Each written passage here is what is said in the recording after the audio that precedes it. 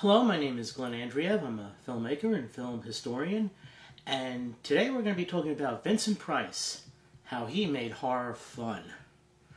Now, there's two different ways of looking at horror movies.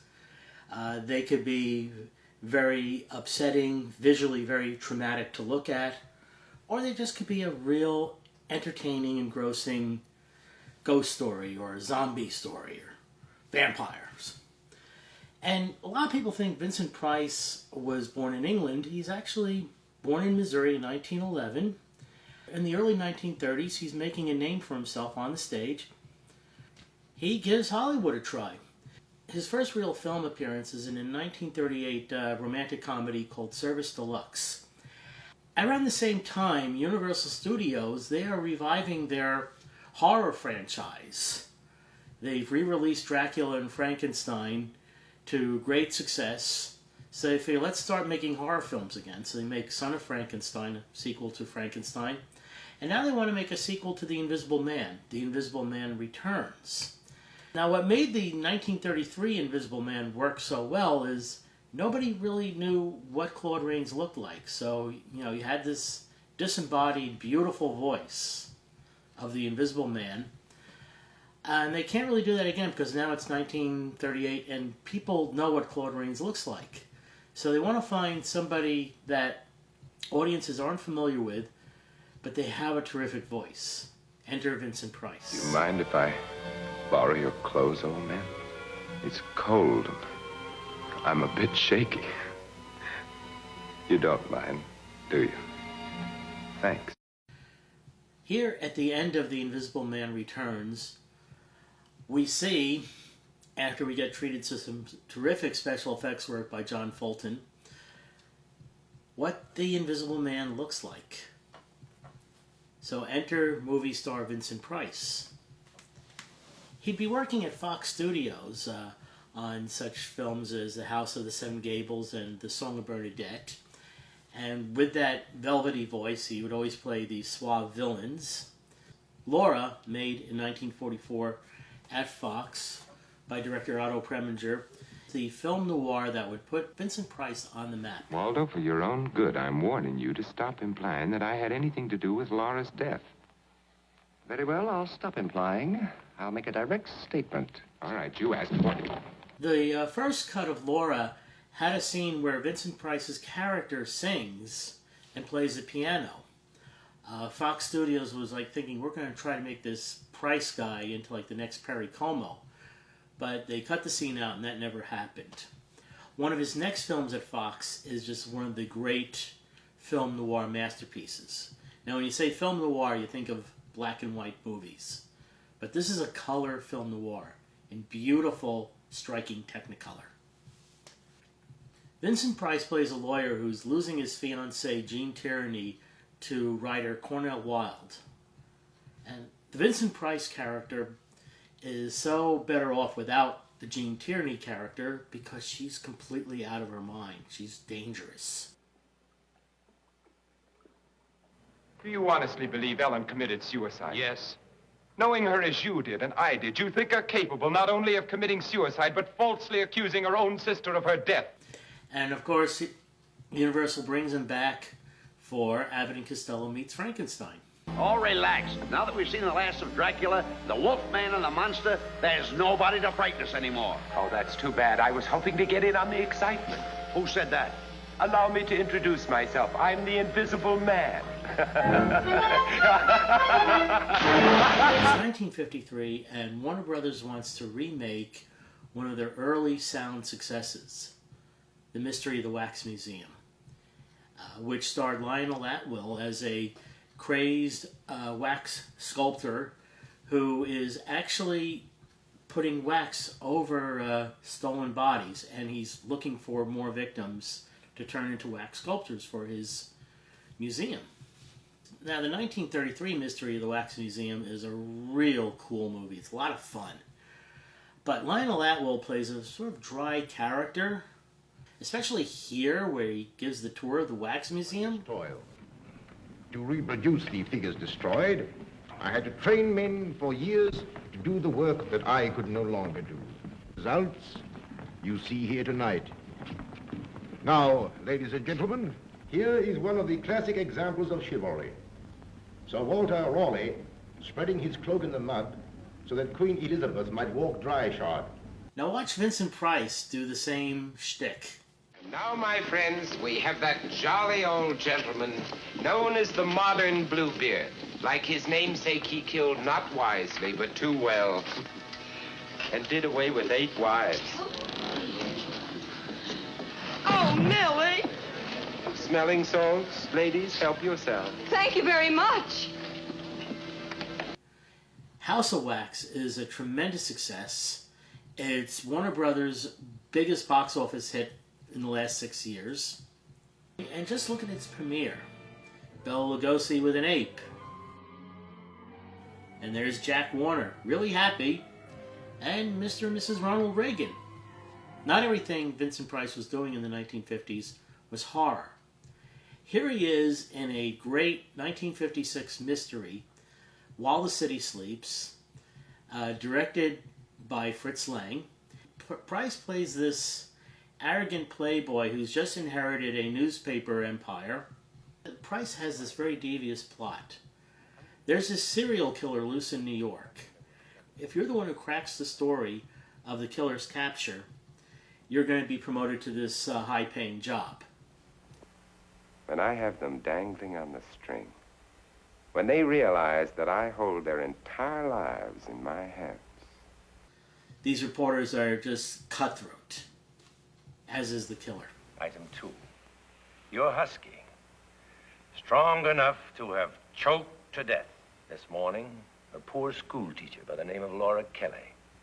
1956 was the same year as Cecil B. DeMille's The Ten Commandments, which was like the big news around Hollywood.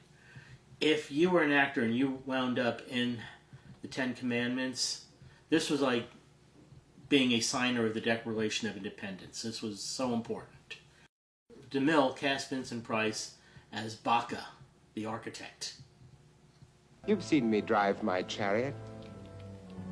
I can flick a fly from my horse's ear without breaking the rhythm of his stride. You've seen me use my whip. Pity to kill so strong a stonecutter. Death will bring death, Baca. Who are you? One who asks what right you have to kill a slave. The right of a master to kill you or any slave. Kill me, Master Butcher. Moses. Price would team up with an upcoming horror producer-director named William Castle.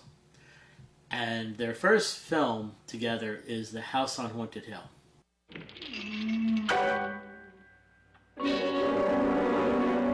I'm Frederick Lauren, and I've rented the house on Haunted Hill tonight so that my wife can give a party.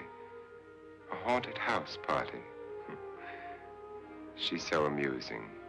William Castle just loved these crazy gimmicks. And what he would do for House on Haunted Hill, he would have these wires that were over the audience in the theater, and on the wire comes this skeleton that just flies across, frightening everybody in the theater. So it kind of made it like interaction and a lot of fun. Many theaters did not want to have this papier-mâché skeleton emergo go flying over the audience because little boys would be in the theater with slingshots and they'd, shoot down the skeleton. All its skeletons and creepiness, House on Haunted Hill is a tremendous hit. And Alfred Hitchcock's looking at the dollars that House on Haunted Hill brings in, and he said, well, I can do a low-budget horror film too. I'm going to do something called Psycho. Good night, Doctor. Good night, Annabelle. The crime you two planned was indeed perfect. Only the victim is alive and the murderers are not. It's a pity you didn't know when you started your game of murder that I was playing too. The next William Castle, Vincent Price pairing was The Tingler, where Price plays a scientist who discovers that when you become terribly frightened, this sort of huge centipede creation about so big grows on your spine. And if you don't scream, this centipede's going to like grab you in the back of the neck and choke you.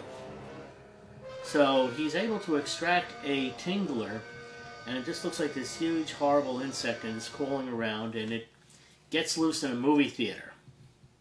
You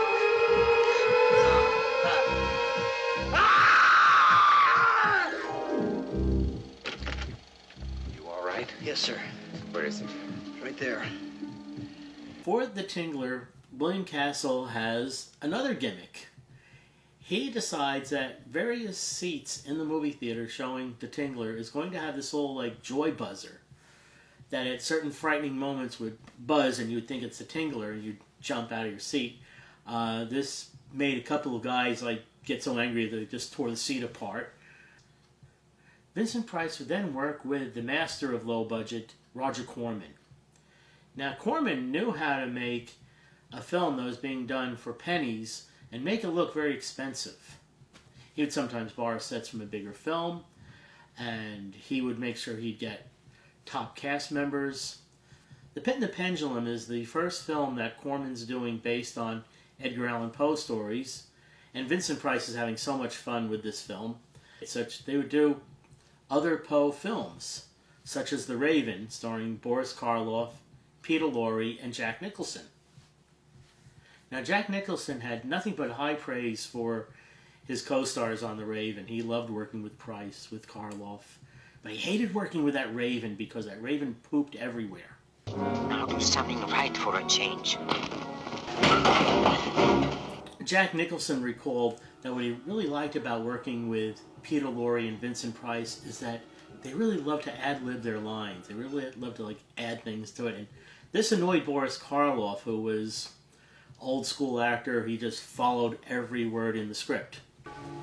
Here's the Tomb of Lygia. A nervous contraction. Nothing more. And Roger Corman wants to break away from working on a sound stage like he did with The Raven and The Terror and Pit and the Pendulum, and work on location. The female star here, Elizabeth Shepard, just really enjoyed working with Price. Said he was such a gentleman. Then Vincent Price did 3 films in Italy. It was part of like a package deal. And the most memorable and probably the best of these films is The Last Man on Earth. And it's based on a Richard Matheson story about a plague that wipes out pretty much everybody on the planet except for 1 or 2 people. This story has been filmed 2 other times since Vincent Price did the film. Charlton Heston in The Omega Man in 1973, and Will Smith in I Am Legend, made in 2008. To me, The Last Man on Earth, I think, is the best of the 3. One of the reasons is it has this really creepy quality that the zombies talk.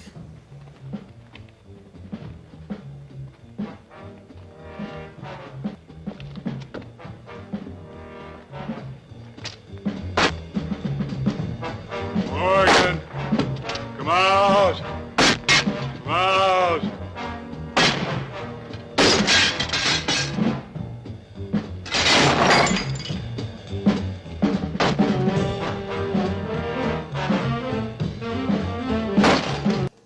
One of the more interesting films that Price did in the late 1960s is The Witchfinder General. He was working with an up-and-coming young horror director, Michael Reeves, who was all about 25, 26 years old at the time they made the film. Reeves and Vincent Price got along very well on the set. This is based on a true story of a witch hunter in 17th century England. Vincent Price plays a character named Matthew Hopkins, who reportedly executed up to 500 people as witches. You would be his niece. Your name, child? Sarah?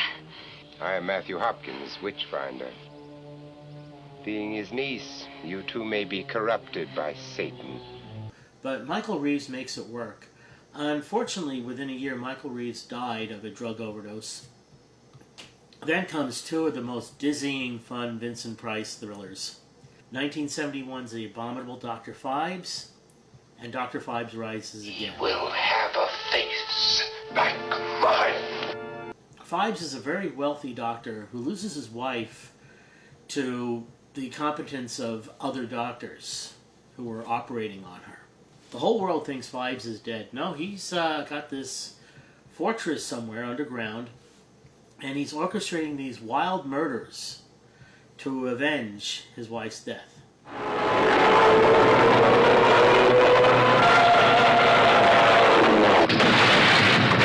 Of Scotland Yard were baffled as the amazing murders continued, each more fiendish than the last.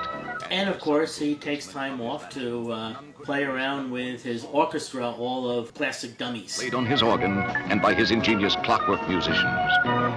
Now next comes Theater of Blood, made in 1973. And Vincent Price considers this his favorite of all of his films. It's a crazy story. It's about this very hammy Shakespearean actor who the critics keep on tearing apart. So at this critics meeting, it looks like the hammy Shakespearean actor kills himself. So long life. But just like Dr. Phibes, he's in hiding somewhere, and he's going after all of the critics.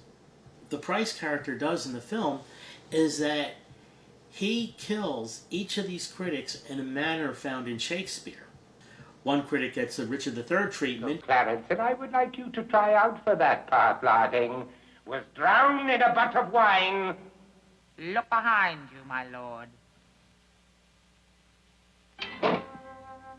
Oh, no, please. Oh, please. No, please,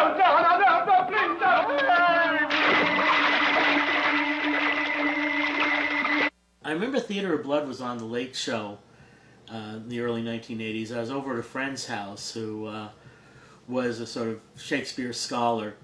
And during the movie, we're going through this Shakespeare book and we're thinking, okay, what's the next murder going to be like? Oh my God, okay, here comes...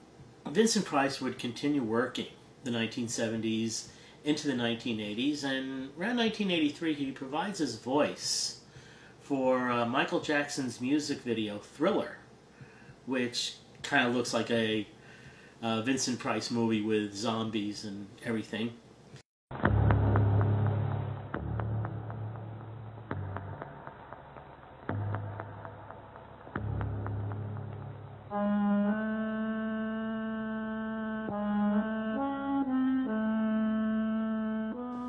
Vincent Price would pass away in 1993, and all of us horror fans just felt, what a loss.